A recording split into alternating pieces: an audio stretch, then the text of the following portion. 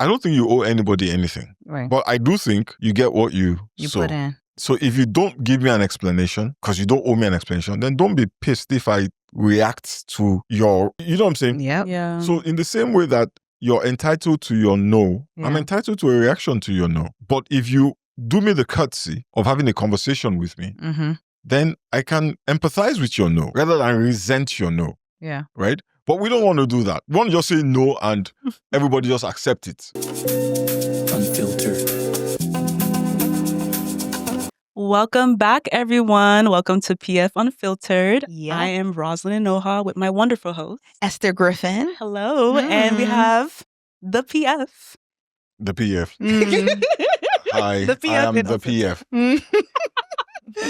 Pastor Femi in the building. Okay. Pew, pew, pew. Wow, man, you guys. Every day you come up with something new. I mean, Tunde's not here today, so you're stuck with us. I've never said this, but I missed Tunde. Wow, PF. That hurt my feelings. Pew, pew, pew, That's pow, pow, first. pow. Pew, pew, Yeah, pew. I said what I said. But no, like, to be honest, I'm actually really excited about today's topic. Yeah. Yeah, it's something that I'm still learning on. And it's like about boundaries. Oh, my favorite word. Your favorite word? Yeah, I love boundaries. Do you have good boundaries, Pastor Femi? I don't. So I realize that I know I sound like a curmudgeon sometimes, right, on this show, but I have a problem with the way we use a lot of words, Yeah. right? And my problem is because the way we use them, they're open to be misinterpreted. Okay. And in real terms, people are misinterpreting what those things mean. So when you talk about boundaries, I'm curious to know what you mean by boundaries. You know, more like, Jesus says, let your yes be yes. And your no be no. Okay, that's it. Is that a boundary Well, or just a character trait? they're like guardrails. They're like, that's integrity. Yeah. Say what you mean and mean what you say. Yeah. Yeah. Those can be boundaries. Okay, see, this is what I'm saying about the meaning of words. Yeah. When you say boundaries, I'm not thinking let your yes be yes and your no be no. What are you thinking? I'm curious. I'm thinking about, things that are created to keep people out of certain places. Okay. Or keep people in. Or keep people in. Yeah. Okay. It's exclusionary. So who are you keeping out, Pia? I ain't keeping nobody out. Shoot. Everybody come inside. I love everybody. But what about so I used to have a really problem with saying no to things. I feel guilty. So what would you say to somebody that saying no doesn't really mean that you're unspiritual or you should feel guilty? Is that's creating hey, I can't do that or no. Why would you want to say no? Why What would are I you wanna saying no? say Yeah, what are they saying no to? What are they saying no for?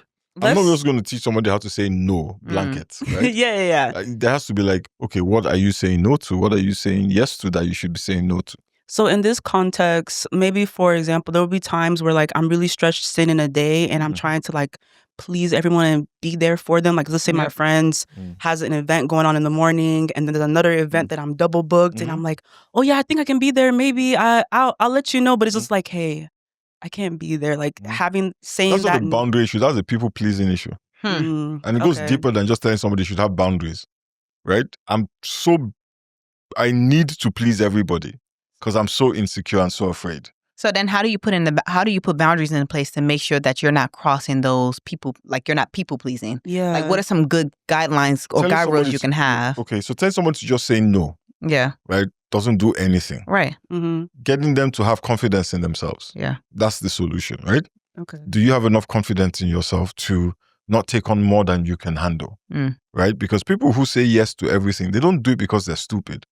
Right? They do it because they feel like if I say no to you, you're going to be hurt by it. And you may not be my friend anymore. Right? That's why they do it. It's not because they can't say no. It's because they don't want to say no. Right? We say no all the time to what we don't like. Yeah. All the time. So it's not that we can't. It's that we choose not to because of what we fear are the consequences of our no. Right? So when we talk about boundaries, in my opinion, is just say no to this, say no to that.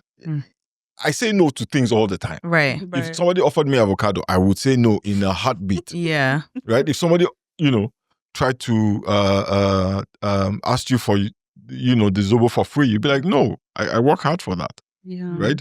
But when we worry that, if I say no to you, Yeah. you won't be my friend anymore. If I say no to you, you won't come to my party next week. If I say no to you, you won't take my calls anymore. Then I don't say no. So somebody telling me how to say no doesn't really help me. What they need to do is teach me how to see myself as somebody who is worthy of sleep. It's interesting because when it comes to boundaries, I have boundaries, but I don't really know how to define those boundaries. In that, when I think about boundaries, or like the concept of having boundaries, no scenario is the same. No context is the same, right? Yep. So I might say yes to I might say yes to someone for the same thing I might say no to another person too. Right. So an example of that would be if I have a friend coming in town that has never been to Dallas before, and I know that they're coming, I might sacrifice my sleep and wake up very, very early in the morning to go and pick that person up. Right. But there might be a completely different person that is still my friend. They've come to Dallas many, many times, and they asking me to come and pick them up in the morning, and they know the context of my life, the things that I have going on. I might say no. Right. And so for me, it's like the boundary would be you know the context of my life, and you are asking me to make that sacrifice, and you wouldn't necessarily make that sacrifice. I guess I would say I think it would be okay for me to like, this is a boundary that I'm not crossing, and I don't. Okay. So two things can be true there in that scenario. Right. So this is what I feel, right? It is not my responsibility as a person, right, to figure out all of your issues. My responsibility is to ask you for what I want, right? And when I ask you, you have a responsibility to look at your issues and make a decision, right? And I think most human beings are able to assess their circumstances. I haven't slept in 2 days. I don't need to be waking up at 5 a.m. to drive 45 minutes to the airport. Right? But the reason why we do it is not because the other person cannot get an Uber. It's because we don't want to hurt their feelings. Right. And why don't you want to hurt their feelings? Why is how they feel, right, more important than your sleep? Right? Again, for me, it comes down to a self-esteem issue. Right? But people miss the point when they focus on boundaries. Boundaries. Say no. Just say no. You're not addressing the fear that is behind my constantly saying yes. Right. Something that, because my mentor taught me this, and this is something that I just learned because I'm still working on creating my own boundaries. But she said that you can't control other people, but you can only control your emotions and your action and how you react to things. So when I think of creating like a boundary, it's like, okay, what is in my control, and everything that happens outside of it, it's not my concern. Like, I really can't. Right. But every time you have let somebody do something that is detrimental to you. Right. Ask yourself what drives it. Because what your mentor told you is good, but it will not work. Because the underlying issue is not addressed. Right? When we let people do things to us, take things from us, right, that are detrimental to us, there's a reason for it. It's not because we don't know it's detrimental, right? It's not because, we don't know how much it's going to cost us. It's because we're more afraid of how they will react or how we will look than the thing that it costs us. So you ask me for $50, I can't afford it. So I'm going to put it on a credit card because I'm more afraid of what you think of me than of being in debt. So somebody telling me, don't put anything on your credit card, it's not right. You think I'm stupid? I know it's not right. I know I can't afford it. I know that if I don't give you that $50, the world will not end. But I cannot afford to take the chance that you will not talk to me anymore. So this is a good example of something. Okay, so let's say, like when people come to the house to come and do a mugo, like when moms come to the house to take care of, like you as a grandfather that you want to give candy to all the grandkids. Crossing a boundary when kids may not necessarily, like when the parents may not necessarily want to give their child sugar, right? So in terms of like boundaries like that, right? How do you meet those conversations and make sure that people are clear about, especially around parents and like people being supportive? How do you make sure that those boundaries are not crossed and it's not coming off as rude or disrespectful? Okay, so this is the thing, right? For me, I like to, first of all, identify what the issues are, right? So if I say no to my dad giving my daughter candy, right? It's going to upset him, but how does it upset him? Right? So it makes him feel like I don't trust him. It makes him feel like I don't value him, whatever. Yeah. I'll address that in that conversation. Hey, Dad, I trust you. I value you, but your granddaughter has an affinity for candy that is not, the doctor has said is not good for her. Right? So I would rather you didn't give it to her. Yeah? Maybe you can give her something else, fruit. Some carrots. Yeah. Right? But I will address the issue. Right. It's not just about the boundary. There are issues involved. Right? Now, some people don't care to do that.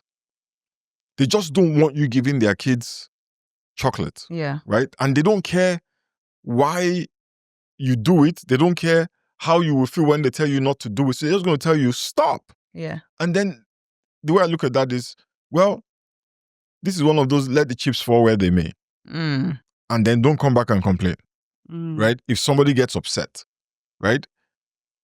Every person in my life is a legitimate person with legitimate feelings, right? I also need to be able to interact with them in a truthful way. Yeah. Right? So if I don't want you doing something, I need to be able to tell you to stop it.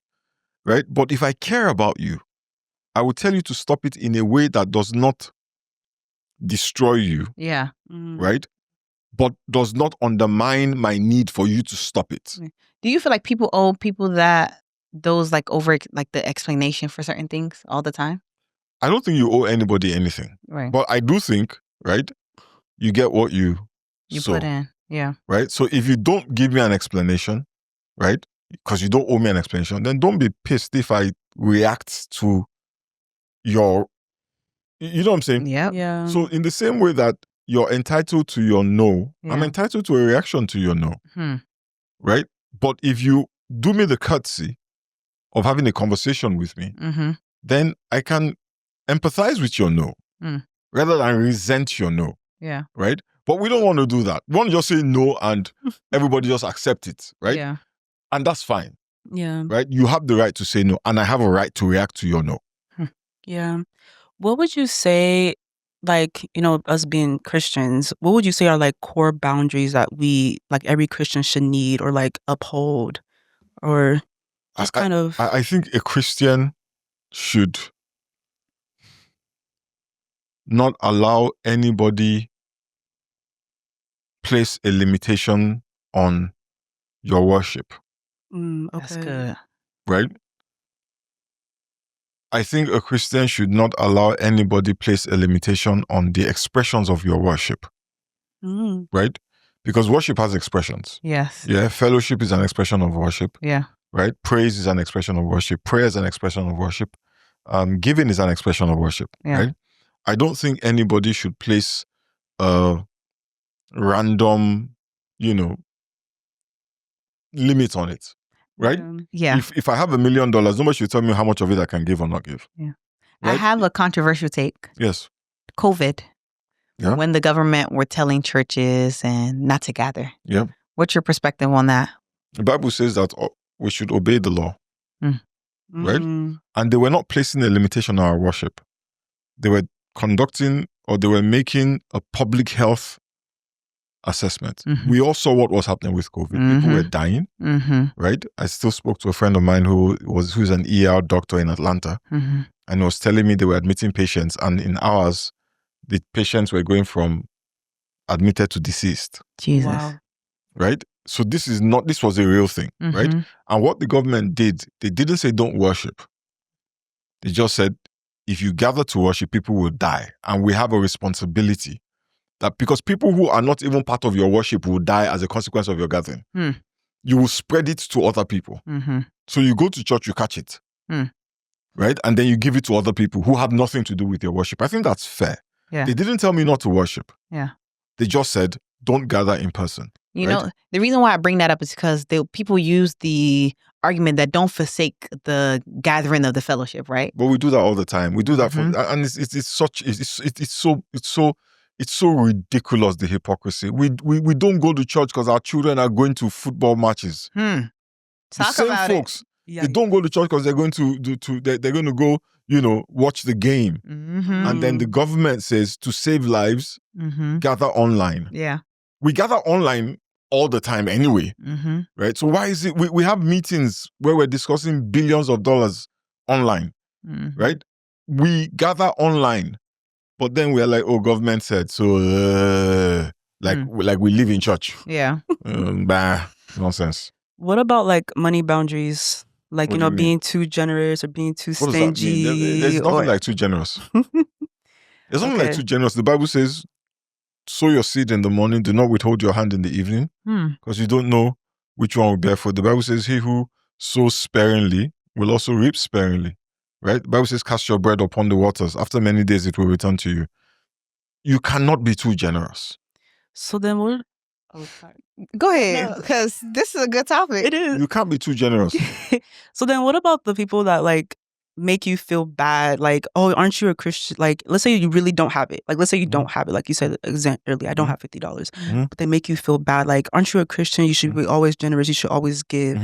Isn't that something like I feel like a lot of people deal with, especially with family.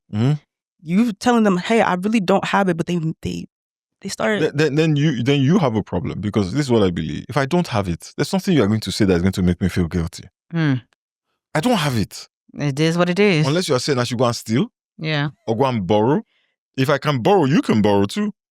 Right? And if I can steal, you can steal too. Yeah. So when it comes to what I don't have, we're equal.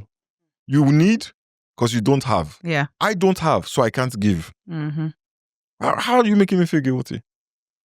Seriously, like, how can you make me feel... Now, if I have it, and I say, oh, I need to get a new Porsche, so I'm sorry, I can't give you money for your child who's in hospital. Oh my gosh.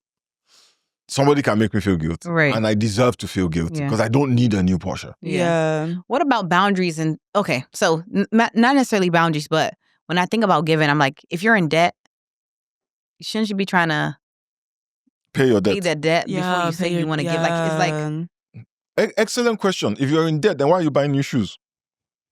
But who said they're buying new shoes? No. So are you... Is that person, right? Because you see... I encounter a lot of hypocrisy and insincerity. And people are looking for scripture to justify their bad behavior. Right? People are looking for the Bible to justify their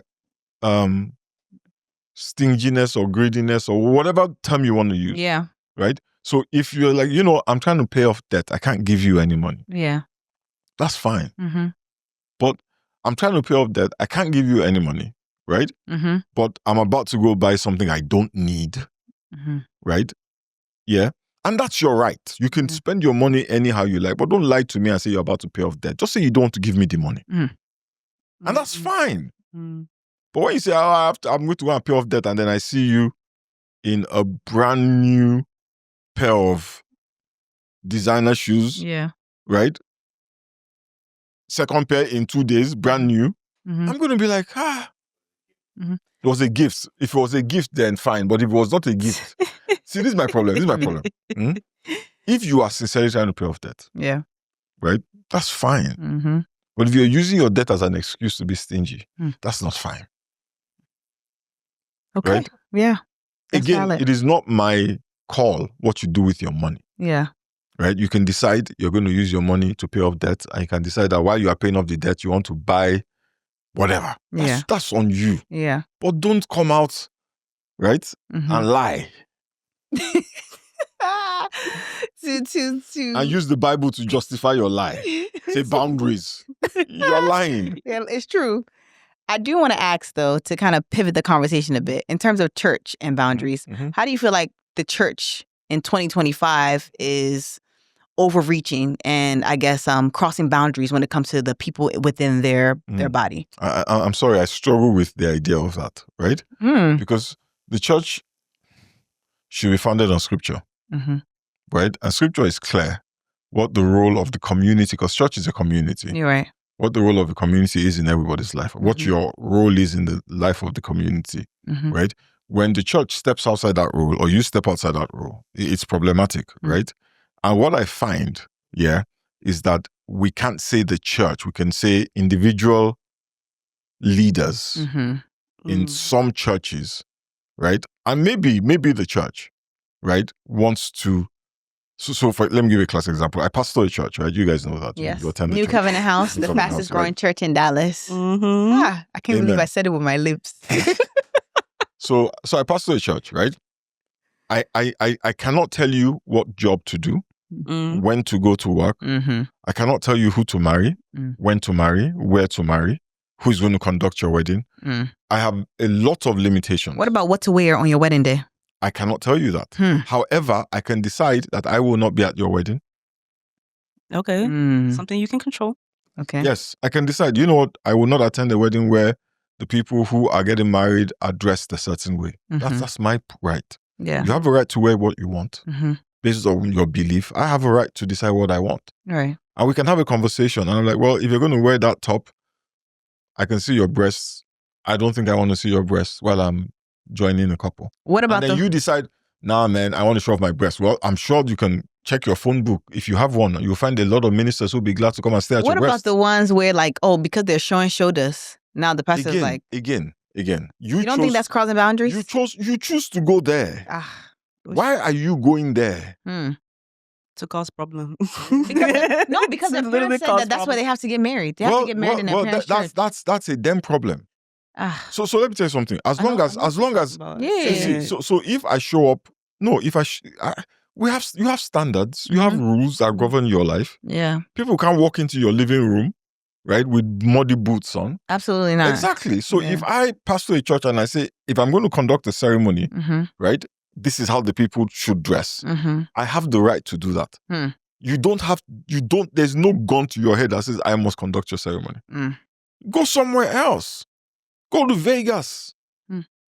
Pay $20. That's good. And you're done. And it's legal. But you want to come to my house and tell me how to run my house. Because it's a church, right? Or because it's my living room, or what? And these are the issues, right? Let's call a spade, yeah. Right? If we agree as a community that this is how we want things done, right? And then somebody comes in and says, well, I don't want to be a part of how you want things done. That's fine. Go to some other community. Yeah. Now, I say this as a pastor who I don't care what people wear, right? I really don't. I say this as a pastor who, when I conduct the pre-wedding meetings, I say to people, I really don't care about a lot of things. These are the 5 things I care about. But how you execute on them is your problem. I want worship. I don't care if you do a hymn. I don't care if you have a brass band. I don't care if you have a violinist. I don't care if you have a full orchestra. I don't care if you have 200 praise and worship singers. Yeah. I haven't gone as far as telling you I can preach for 5 minutes and I can preach for 45. I make a joke. I tell people that any sermon that I preach at your wedding that goes over 20 minutes, I'm going to make you pay me. Right? Because 20 minutes is easy. Anything else is work. Yeah. Right? So I go into a wedding meeting, with the goal of helping you implement your vision. That's me. I don't come in with any preconceived, you have to wear blue, you have to wear green, or whatever. I don't do it. Yeah. However, there is no gun to your head that says, right? If you encounter an organization that says this is how we want things done, you can leave. Yeah. So I don't know what the boundary is. If they ask you for what you don't want to give, go somewhere else. Yeah. Speaking of that, this episode is sponsored by Barrow Avenue Bakery. Yes. Barrow Avenue. Big Barrow, not the little one. Where your bread is succulent, it's soft. Your cakes are fluffy, it's sweet. Succulent, that's a problem. Very, very sweet, very, very luxury. Yes. If you want some discount, use PF10. 10% off. 10% off. 10%. Link it in the description, by the way. PF. What's the promo code? PF10. PF10. Barrow Avenue Bakery, y'all. BarrowAvenue.com. Oh, sorry. BarrowAvenue.com. Yes. Also, if you do want to be a sponsor of our podcast, you can go to, you can email us at sponsors@pfunfiltered.com. and we'll be able to work with you. Yeah. Back to the conversation. So to kind of pivot the conversation, Yeah. I want to talk about blackmailing boundaries. Okay, now. Black what? Blackmailing. Our producers didn't play about this. Blackmailing boundaries. Yeah. Yeah. Okay. That's illegal, you know. You can go to jail for blackmailing people. Yeah, but it's kind of like, let's say, for example, someone like demanding instant access to your limits or your body, you know, trying to be like, hey, we're in a relationship. Like, why can't I, you know, drive the car that they like to be saying, test it out. We're in a relationship. What's wrong? So they blackmail you saying like, if I'm your boyfriend, da da da da. Or what's another example of a blackmailing I'm thinking of? I think that's a good example. Or real Christians wouldn't say no. Real Christians wouldn't say no. That's a good one. Yeah. I honestly, our producer wants to choke. Don't choke. Oh. Choke. So this is again, right? I can tell you how to say no. Yeah. Yeah. But really, the reason why you are blackmailable is because you feel vulnerable. Right? Can you say that again? The reason why you are blackmailable is because you feel vulnerable. Right? So you're in a relationship with a guy. Or sometimes it's the other way around. And the person you're in a relationship with says, unless I sleep with you, right? Yeah? Then I'm not going to be with you in the relationship. Yeah, I'm not going to be in a relationship with you. Then go. That's it. You got to have some confidence. That is the root of boundaries. Yeah. This is another thing. This is one thing that I've heard. A guy, they were a male and a female. I know you don't like that. Male and female, they were like getting together and they were like kissing and all the things. And eventually the girl was like, I don't want to go past a certain point. Yeah. But she didn't have the boldness to be like, I'm good on this. Yeah. And she kind of just let him do whatever. But she was uncomfortable. And in the end, she was like, man, I should have said no. Yeah. And it's like, okay, you're the one that allowed him to cross that boundary. Yeah. That you knew that you didn't want to cross.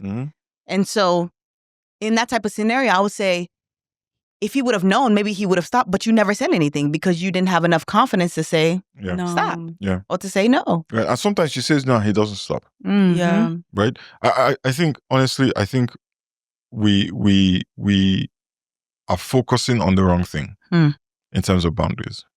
Right? We should be talking about the lack of confidence that makes people say yes to things they should say no to. Right? Because at the root of it, is that lack of confidence in yourself. Yeah. You know, one of our producers just said people can be manipulated. Yeah. And it's true they can. Yeah. Right? But 7 times, 8, 9 times out of 10, you know exactly what is going on. And you choose to ignore it. Sometimes you don't. Sometimes you don't. Sometimes you don't know you're being played. Right? And in those times that you're being played, then, you know, God will help you. Right? Or God will heal you, or God will restore you. Right? Yeah. I don't know what the case may be. Yeah. But when you know, right? And particularly, I don't want us to keep talking about relationships. Like our producers have warned us about that, right? But the truth is that a lot of people know exactly what is being asked of them. And they don't want to give in, right? I know a lot of women who think, I want to wait until I get married, right? But then they're going to sleep with a guy because they're afraid of losing the guy. Who? That's not they know how to say no. They say no to people who proposition them on the street all the time. Yeah. So it's not that they know how to say no, it's that they're afraid to say no. So let's teach them to have confidence in themselves and confidence in God enough to know that if I let this guy do this thing that I don't want him to do, right, then I am the one that suffers, right? I can get another guy. God can give me another guy. But that's a faith issue, right? Yeah. It's not a boundaries issue. Yeah. Rosalind, if some random guy on the street goes, let's go out to dinner. Somebody whistle for me. No, somebody whistle. Wait. Let's do that whistle for me. Hold on.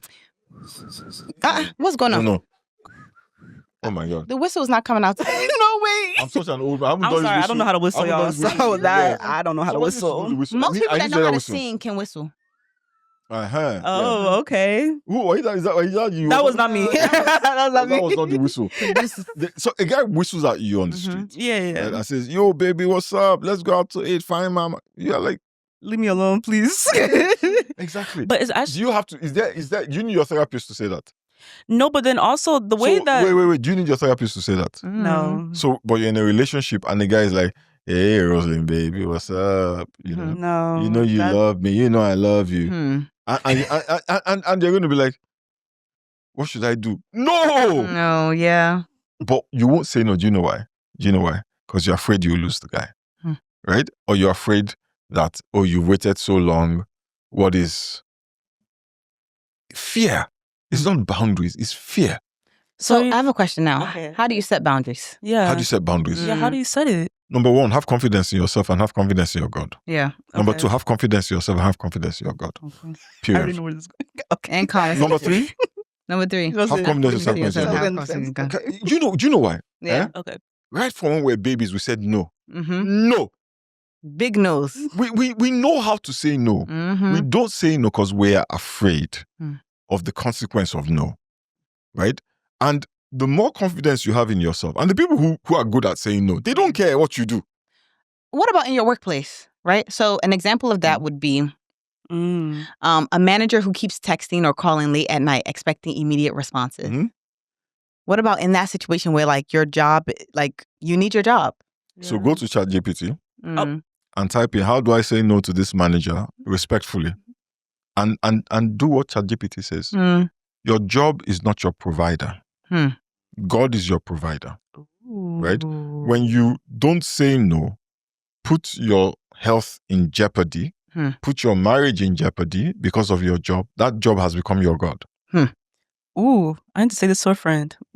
They make her work on the weekends and she's pregnant. Oh, nah. Allah, my She needs her job. It's good money, Sha. She left Amazon for you. So you see, she shouldn't complain. Right. Because she can say no. Yeah. She has chosen not to say no. Yeah. She's chosen to. Because of money. Yes. Who is your provider? Yes, there are negative connotations to saying no. Yeah. People are going to look at you sideways. They're going to say you're not a team player. Yeah. They're going to try and make you feel bad. Yeah. Right? Yeah. But you're not going to let somebody walk into your house with mud on their boots simply because they're going to say you're a bad host. Yeah.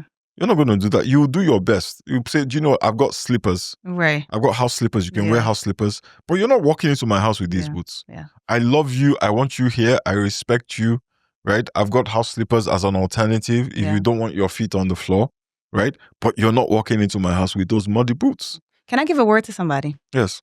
Anyone that is watching that may be struggling with saying no on your job, on the job, to PF's point, remember that God is your provider. Number two, this is quite extreme, but I tend to look at it this way. When you leave that place, you're going to be equals with the people when you see them in real life. They cannot make or break you. Yeah. They don't define who you are. Their opinions of you don't define who you are. You can find another job somewhere else. And I would say keep those things in the, like, just to help build up your confidence. Yeah. To know that, like, that job is not the end all be all. Yeah. God can provide a better job for you. Right. And if you need to say no, then you say no and trust that the Lord will keep you. You know, I always ask, this is what I do personally. Yeah. I ask myself, what's the worst that could happen? Yeah. Right? And I game out the worst case scenario. Yeah. And eventually you get to a point where you have to answer the question, where are your eyes? Are they on God? Or are they on these people? Are they on public opinion? Right? And ultimately, you will make a decision based on the one you either trust the most or fear the most. Right? And what I see a lot of the times is that people make the decision based on what they fear the most, not what they trust the most. Right? The Israelites missed the promised land because they were more afraid of the giants than they had faith in God. Right? And many times what you see in a Christian who struggles with no is the fear of people and the desire to please people, as opposed to God. Yeah. Right. And this is a problem that I had as a person. Right. So I know it intimately. Right. I said yes to a lot of things. And I said, and I overlooked a lot of things. I let people walk all over me because I was afraid that they would leave my church. Mm-hmm. So I never called anybody out. I never said no, even when it cost me my health, my money, right? Put a lot of strain on my marriage and my children. Yeah. So I know this intimately. And ultimately it came down to, God said to me, Femi, where are your eyes? In fact, one of our producers will testify. One day he said something to me I didn't like. And I said, let's have a conversation. I don't like how you spoke to me. Don't do it again. Right? And I did that knowing that he might get pissed and be like, you know what, I'm out. How dare you tell me you don't like it? And there have been a few people who have done stuff to me and I've told them, don't do that again. And they were really upset because they had gotten so used to walking all over me. When I said don't walk all over me again, they were like, how dare you? Right? So that it goes both ways. But ultimately, right? Ultimately, I sleep better. I have a better relationship with the producer. Yeah. Right? Has he left? He's here. Yeah. and he laughs and identifies himself. Yeah. but you know what I'm saying? Yes. Yeah. Right? Yeah. In fact, he bought us pizza today. He sure did with some chicken wings. Right? So I'm saying that sometimes, right, that fear is just the devil's way of keeping you in bondage. Keeping you in emotional bondage. Yeah. Right? And I like what you said, Yeah. God is your provider. Amen. So I think it's time to move on to the fun part of it's actually my favorite part. Everything is fun here. What do you mean? So much fun. It's life-changing. It's life-changing. Okay, rapid fire. Yeah. So boundary or barrier. Okay. I'm going to say a couple questions and you just have 5 seconds to think about it. And you will say that's a boundary or a 5 barrier. whole seconds. Mm-hmm. Wow, you're so kind, so generous. You know what I mean? You can't help yourself. It's too kind. All right, let's get started. First one, not sharing passwords in dating. Boundary or barrier? Not sharing passwords with your person. So what kind of person? Married person or person? Nah, y'all just dating. Dating, just relationship, boyfriend, girlfriend. Oh, pause. No, marriage. Oh my gosh. I think it's a barrier. Yeah. Okay. Not loaning money to friends. I think that's wise. Wait, let me rephrase that. I think that's wise under certain circumstances. Okay. And that's a boundary then. I think it's well understood. There's certain circumstances where it's, if you have the money, yeah, right, and this person has a track record of being trustworthy, why wouldn't you loan them the money? Okay. All right. No sleepovers while dating. Y'all not married yet. Boundaries or barrier? They're going to hellfire. Boundaries. What are you sleeping over? Sleeper call. Help. Sleeping call. You will sleep over hell. Some people be saying like I can control myself. Controller Nintendo. My friend, go to your house. You have a car. Drive it home. This is a good one. Or Uber home. This is a good one. Refuse to argue via text. Boundary or barrier? I don't know, man. It's context. Honestly, I would say that's a boundary I should probably uphold because tones get lost in text. Can I be honest with you? My wife and I have had our most fruitful arguments over text. Really? Because it's straight to the point. No, because you're not obsessing over my expression. Right? You're not obsessing over my expression. And you have time to think about what you just read. Yeah. When we're talking, and I'm talking to you and my eyes are red and bulgy, you're seeing offense where there may not be any. Yeah. Right? So again, that's why I said context. Maybe that might work because I feel like in our generation, we'll probably overread that text like with so much tone. So, like even emojis, if emojis are in it, but like why would you use that? Yeah. It scatters me. Yeah. When I see text messages. That's what I said. It depends. It depends. So I usually will not have an argument over text. Yeah. But I found the last few arguments my wife and I have resolved quickly have been over text. It didn't start over text. Okay. But we went in the same place. It was biting her and she wrote me long text. And I responded with long text. And honestly, In fact, let me just. So that's why I hesitate to say boundary. Yeah, Because you have to know the person you're dealing with. There's some folks who can't communicate, but they can type, they can write, they can articulate themselves. Yeah. Right. So you have to know who you're communicating with and adapt. Yeah. Right. Okay. Last one. Leaving a group chat that drains you. Boundary or barrier? Guy, if it's draining you, tell them I'm leaving. I'm leaving. But they're gonna keep adding you to the group chat. They're like, why are you leaving? Why are you leaving? See, I think it's rude, right? If you and a bunch of people that you know, right, agree to do something, and you are like, this is too much, and you just walk away. Yeah. Right? I think that's rude. Okay. I think you can say, hey guys, this is much, I'm leaving. Right? And if you leave, do the courtesy of explaining to whoever it's necessary. Yeah. But don't just walk away. What about the parents group chat when they keep doing WhatsApp messages? WhatsApp. I told my mom I'm going to block her in our group chat. So this is the thing, right? You have to be very careful. From a cultural perspective, right? That's akin to I'm talking to you and you walk away. For my ethnic group, that is the height of rudeness. And if you were younger, they'd pull you back and give you a hot slap. But now that you're old, they can't slap you, but they can still feel disrespected. And if that's your goal, rock on. But if it's not, guys, these text messages, they are too much. They're too much. Be bold enough to say what you're feeling. Yeah, but with kindness. With kindness. Yeah.